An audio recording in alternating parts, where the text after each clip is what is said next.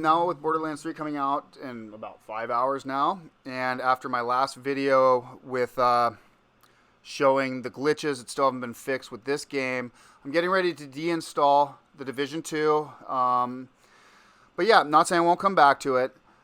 But before I go, I wanted to go through, I have 4 builds, 2 characters, each with 2 builds that I specifically use in the game. The first one is my main DPS character, which I use for my rating and all that stuff. And then I have the other character, which is still build. But anyway, let's go right into the my main DPS character. We're going to start out with the glass cannon build. So before we get started, I'll just show you guys real quick. So you can see on this character, my DPS character, we're looking at 10 days, 23 hours. So basically 11 days worth. But my main character, 34 days, 8 hours, 52 minutes. That's time I can't get back. So the glass cannon is max damage, no health. We'll go ahead and look at some of these stats real quick. You'll notice a bunch of hard hitting. We got some berserk in there. Some devastate. Is that devastate? I think so. Getting down to it. So you'll notice the big thing is 41% crit hit chance, 32% crit hit damage. What I believe is 85% headshot damage when you include the Nemesis and the C79 scope. We're looking at 33.5% all weapon damage, 54% assault rifle damage. We're looking at 83% damage to elites and an extra 5% armor damage on top of it. So some pretty solid numbers right there. It could be higher, but that's a good start. Going down, you'll notice that we have no health, just over 200,000, or sorry, no armor at just over 200,000, and no health. So this is the epitome of a glass cannon. So you also notice that we don't have a lot of skill power. I just have some auxiliary batteries to buff up both the Reviver Hive as well as the Chem Launcher. So anyway, getting into the weapons, the main weapon is our custom P416. I use this weapon with both my main builds. It's 26.6k with Ranger, Allegro, and Protected Reload on it. Protected Reload I like with Berserk because it means I can tank a few bullets without it going into my health while reloading, which is, I think it's the best talent to use with Berserk. Also, we'll note that we're using the C79 scope for elite damage. We got the sturdy extended mag for the extra rounds. We got crit hit chance on the laser pointer and the muzzle brake with 5% damage to elites.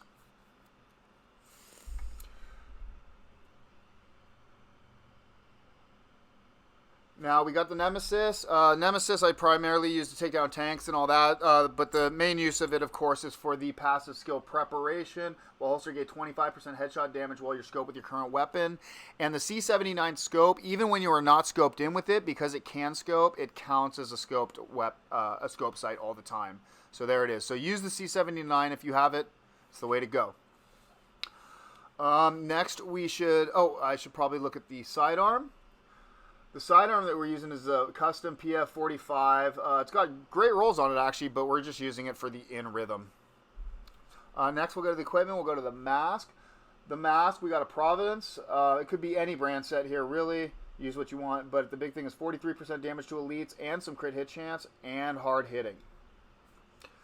Moving on to the chest piece, we are using Ephemeris for the 10% assault rifle damage. This is the Stratavast, I think that's how it's called, version. So it has 2 offensive mods. So we have 2 offensive mods: headshot damage, critical hit chance, weapon damage, berserk, and hard hitting. This is an awesome chest piece. I wish it was gear score 500, but that's a god roll. Also stick the best mods you have on it, obviously. We're going to move down to the holster. This is the Gila Guard holster. We got health, we got crit hit chance, and we got some offensive mod slots on that bad boy. So The main reason I use it, even though it's Gila and it gives armor, which is fine, I use it because it had the crit hit chance and the 2 offensive mod slots, which basically equals 12 to 14% bonus damage right there in the mod slots. Moving on to the backpack, we're using a 511. I prefer better brand set, but this is a great roll. Got crit hit chance, weapon damage, a little bit of skill power. I'd actually prefer that skill power to be something else, or just to have 2 attributes and the weapon damage and crit hit chance to be higher. We got vital and hard hitting and an offensive mod slot. Vital is not vital in this build. That's more for my raid build, which you guys will see in a second, but it doesn't hurt. But the more health you have, the more that 20% helps. The gloves we're using are Murakami. You can use whatever you want. This has another 8% health and a health roll on it. Again, that doesn't add too much, but it's better than nothing. These are the raid build ones. The big thing is have assault rifle damage or whatever type of weapon you're using, and then devastating for the flat global damage. Next, we move on to the knee pads. For the knee pads, I went with Wyvernware because they had the rolls that were the best ones for this particular build, but I could definitely get some better ones. Crit hit damage on them, critical hit chance, and cloaked. That would be better. That was hard hitting, obviously, but yeah, and it's got the offensive mod slot. So ultimately, that gave me the most damage of the knee pads I have, but the knee pads could be significantly better. Okay, so next we will look at the couple skills that we're using. Just using a Reviver Hive, auxiliary battery I just unlocks the radius just in case something, I just figured, most of the time I'll be dropping it automatically if I die, but in case I accidentally drop it or something, at least it might be within range that I can get to it. And then we're going to be looking at a chem charger. If I switched out the +3 ammo, I could heal 62,000 armor repair. But since I do play solo a bit and I tend to move around, I'd prefer to have more ammo because I have a 20-second cooldown. So those things aren't coming back very quick for me. So I prefer the extra ammo versus a little bit of extra healing. And let's take one last look again. Real quick, we'll revisit the stats. So again, we got 41% crit hit chance, 32% crit hit damage, 85% headshot damage. We got 33.5% all weapon damage, 54% assault rifle damage, 83% damage to elites, and 5% armor damage. Alright, so now we'll put on my raid build. This is really the jack of all trades build. This I can basically do any content in the game with this without much of a problem. We got 8 offensive, 10 defensive, and the main reason I'm running so much of the more defensive than offensive is simply for the Berserk. Anyway, getting into it, the weapon, of course, is the same P416 Ranger Allegro protected reload. Cannot go wrong with this gun. Love that gun. We're using the Nemesis again for perpetuation, or what? I forget. Whatever, the 25% headshot damage, and that same sidearm. So the mask that we're going to be using this time, we're going to be using a Wyvernware, and the reason why is because we have damage to elites on it, and we got a good health roll. So this, I'm basically trying to stack as much health as possible so I can stay in Berserk as long as possible. So health across the board, you'll see, is the main thing I'm trying to get. We got hard hitting on there for the damage to elites.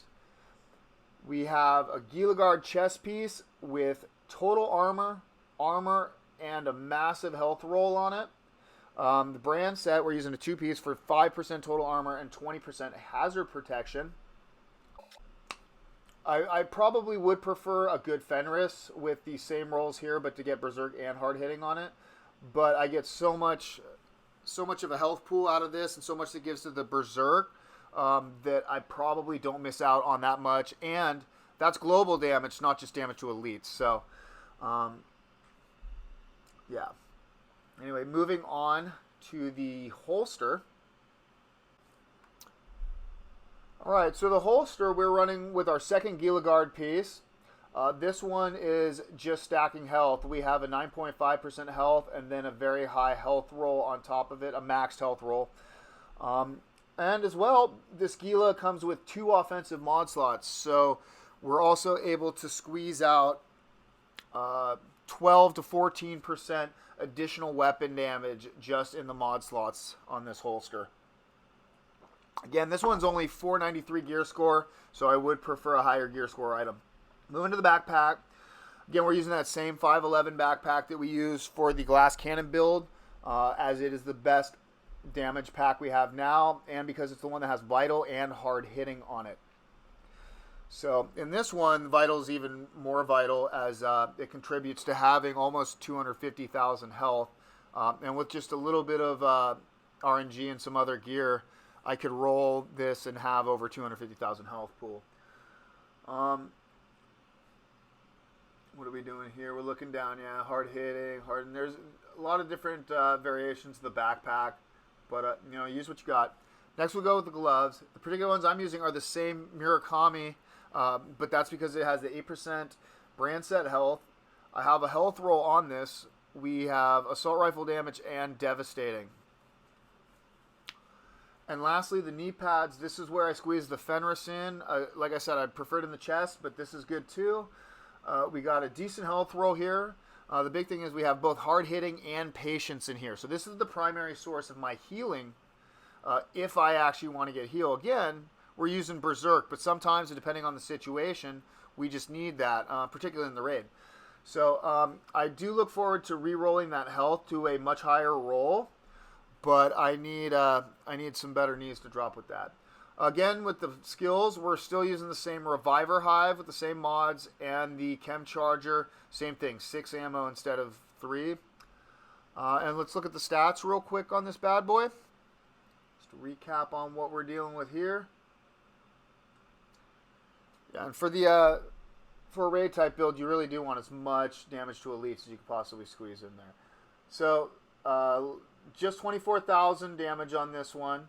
Only 13% critical hit, but we make up for that in the Berserk. You notice that we are at, I can't see in this little small screen here. What is that, a little above 20% all weapon damage, 50% assault rifle damage. What is that? Is that only 60% damage to elites or 80%? I can't see my eyes. And then the armor damage. But the big one is, you guys really, if you want to run this build, you want to aim for about 250,000 health and 250,000 armor. Now, if you can squeeze more health at the expense of armor, that's actually better for a multitude of reasons. A, you can stay in Berserk longer, and B, the healing that you get from everything but patience actually contributes more to your overall healing. Unfortunately, patience is just 5% no matter what, so that doesn't help too much. All right, so now we'll move on to the... All right. So I guess the first thing we'll do is check out the Striker build. The Striker drone assault turret. Yeah. So real quick, I got to give some credit to Hyena Blood Mage. He's the one that shared with me that despite damage to elites not working, that Unstoppable Force actually gets procced by both the assault turret and the Striker drone. So basically, as soon as you get your first kill in an engagement, Terminate, Tech Support, and Unstoppable Force all proc and pretty much stay procced the whole time. I mean, it's pretty stellar.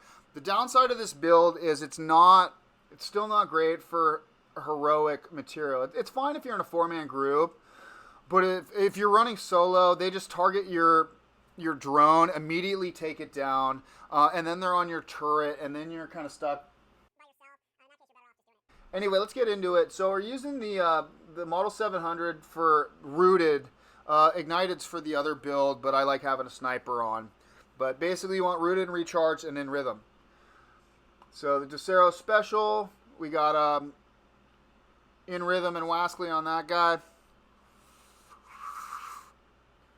And our good old AKM. AKM's the main weapon I'm going to be holding on to because it's got Perpetuate on it. So that basically makes up for not having a bunch of capacitive. So I highly recommend using a weapon with perpetuation. Moving on. Oh. Moving on to the mask. We're running Nagila with hazard protection and skill haste on it. We get armor and hazard protection out of the brand set. And you'll notice that I'm running spotter on here. I'm not running a pulse. But as it turns out, if I end up in a group with somebody who is, spotter actually does contribute to the damage of the of both the striker drone and the assault turret. So, albeit with all the other bonuses and stuff, it still ends up being 4% bonus damage. But hey, any bonus damage is that. And we got a utility mod that has drone skill power on it. Oh, and one of the reasons why we went for the hazard protection is simply I want to have at least 7 defensive to proc patience. We are using a Fenris chest piece for the assault rifle damage when we have to shoot stuff. More importantly, it's because I'm trying to get as much armor as possible with Unstoppable Force. So we got a 25% armor on it. Only 7 armor. I have 7,000 armor. That sucks, but we do have Unstoppable Force. And we do have an offensive mod a defensive mod slot on there to squeeze out more overall armor. So in all these slots, you'll notice I have armor and plus armor percentage as the mod. Just trying to get that armor up as high as possible. As with any skill build, we're stuck using the ongoing directive quadfecta. The brand set doesn't help at all in this, but having the skill haste, skill power, and 2 mod slots, you can't beat it. It's like a sore dick. So moving on, we're using a god roll. Nope, this is not the god roll, sorry. We're using Elements Outdoor with health on it. With skill power, we're using tech support for the 25% skill damage. And destructive just happens to be a byproduct because this was an old explosive build piece. Actually, I think I still use it for a full-on explosive. It also has 2 utility mod slots, so of course you make up any skill power you need in here. Actually, I don't need a whole bunch of skill power, so what I did is I just elected to go increase kill XP because there's nothing else that adds damage that I could put in there. So, might as well get field proficiencies quick. Second Alps piece is the gloves. We want skill power and we want terminate. Yep. Okay. Oh, we're just talking about damage. Yeah. So we got 24% damage right there from Unstoppable Force, right, for the 300,000. So there's 24%. We get 25% from tech support, and we get 35% from terminate. So, yeah. And then if we're running with somebody on the pulse, then we get 20% bonus from the pulse as well. So. And lastly, on this piece, though, on the gloves, you'll notice it has a utility slot at the bottom. So, and lastly, we got the knee pads. This is our second piece of Gila to get the extra hazard protection. 10.5 total armor on here. It's only at 44%, so I'm hoping that means I get up to like 15%. We'll have to see. And then, of course, since it has 2 defensive mod slots, key, I ran as much total armor percentage and straight armor as I could.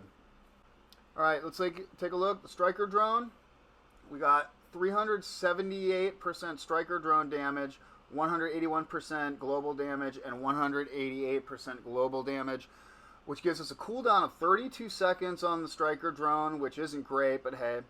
And then the damage of 16,000 flat, which ends up being about 19,000 average with all the perks. The turret, we're running with a 147% global damage and a 125% global damage mod with a 96.6 skill haste, which gives us a cooldown of 21 seconds, a base damage of just over 28k, and the turret averages about 32,000 damage.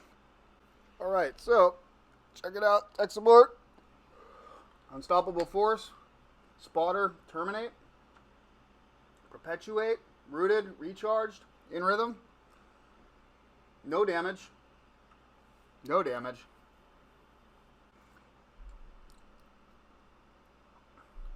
Alright. It's all about the BTSU gloves. It's all about armor on kill. Let's get into it. So this is the build that I use to crush It's pretty min-maxed. Could be a little more fine-tuned, but the RNG that I need now to get this build fully dialed in is just insane. Anyway, let's jump right on into it. So the mainstay for, okay, we want rooted. As always, we want rooted, recharged, and in rhythm. We're using this Model 700 for the 23%. Both my guns have 23% damage to elites in the mods. So it doesn't matter what I'm holding, that's happening. Ignited is for once I proc infuse and things are starting to burn. That does add 20% damage to the Seeker Mine and the flame turret damage. We'll talk about that when we get into the flame turret in a second here. But yeah, this is a beautiful gun. Also, it has to be a Model 700, guys. The tactical and the carbon don't have the mag that has the elite damage. Tactical UMP, perpetuation. This is the gun I'm holding in my hand most of the time to get more mines out until I get the infusion going. And then we got this Desero Special, of course, for In Rhythm and Wascally. Always love those two perks. So we wanted China Light Industries for the brand set explosive damage. 42% damage to elites, skill power. We got destructive. So there's 30% explosive damage in the mask. Chest piece, we're going with an ongoing directive. I'd prefer the Alps reinforced utility with skill power and skill haste. But yeah, and then destructive on it as well, but that hasn't happened. Anyway, so we're using 3-piece ongoing directive. This one, 909 skill power and 21% explosive damage. When you take into account that I have utility mods that are 4% explosive damage, means we got 29% explosive damage from the chest piece. And we're also getting back just over 4,000 health for 4,000 armor for every kill due to the defensive mod that we have in there. And the 3-piece set gives us 25% burn damage as well. This is the end-all be-all. Everybody needs this. The ongoing directive, quadfecta, skill haste, skill power, 2 utility mods. We got, again, 4% explosive damage, so we got 8% explosive damage bonus in the knee pads, or sorry, in the holster. Moving to this is the God Roll, which was 500 gear score. Alp Summit with skill power, skill haste, 2 utility mods, skilled and destructive. Still on the fence of whether skilled or tech support. I gotta be honest, I think skilled is the better perk overall, because there's nothing like waiting for your skills to come back and needing them, particularly in heroic solo missions. But yeah, I hope you guys have this one. This just has skill power, seeker, and turret skill power on it. That's where I just made sure to unlock all my mods. As you'll see in the stats screen, I can unlock everything. I'm right at the threshold. The key and the bane of my existence, the BTSU gloves. These do not need explanation. Obviously, there's lots of videos on them. I wish that they worked the way that they're supposed to all the time, but that last Angry Rant I put up shows exactly how they don't. I have a 5% and a 5.5, so I get 10.5% explosive damage right here on my gloves, and I get almost 5,000 armor on kill, a little bit of health. And lastly, the ongoing directed knee pads for the 3rd piece that gives me the burn damage. These guys, we got 25% skill haste. We got a utility slot with 5.4% explosive damage on it. And then we got an offensive slot. And the offensive slot, stick whatever has the highest damage to armor. It doesn't matter anything else about it. The only thing that affects the skills is damage to armor. But if you put that on there, that'll give you bonus damage to the Seeker Mines and the turret. So, moving on to the skills now. This will start with the proxy infusion, our good old incinerator turret. So this bad boy, you'll notice it's got a 25-second cooldown. The initial damage is just over 6,000, but the burn damage per tick base is just over 21,000. With everything procced, I'm getting ticks against elites of 122,000 damage per tick from the flame turret, so it's putting in some work. Let's check out the mods that we got on this bad boy.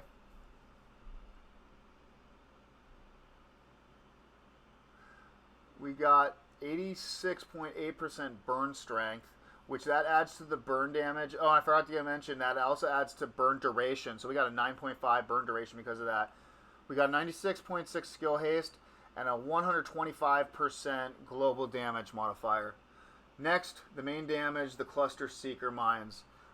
These guys, we got 10 of them doing 408,000 base damage with a cooldown of 9.8 seconds, which in all reality is always 5 seconds since we do this skill cancel trick. And we are achieving this by using 6 extra mines in the drive slot. Come on, scroll down, buddy. Scroll down.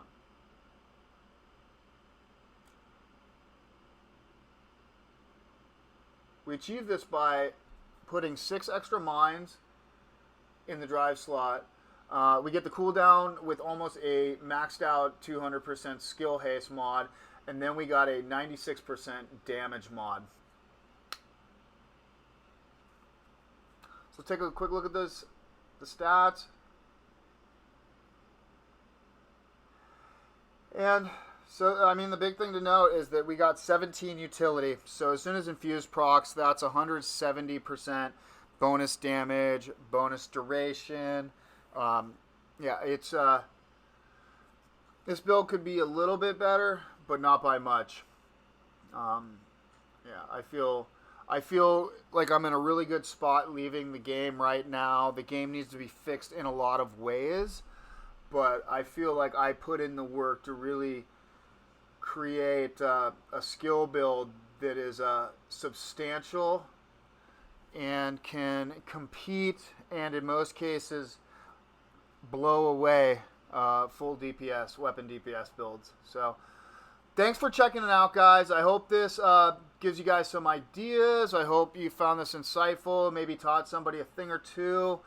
And I hope that the game, I really like the game, where it could go. I hope that they fix it. Thanks for watching. If you made it this far, if you dug it, found anything new, please consider liking, subscribing, sharing this information. And once the game gets fixed, I hope to see you guys in the Dark Zone.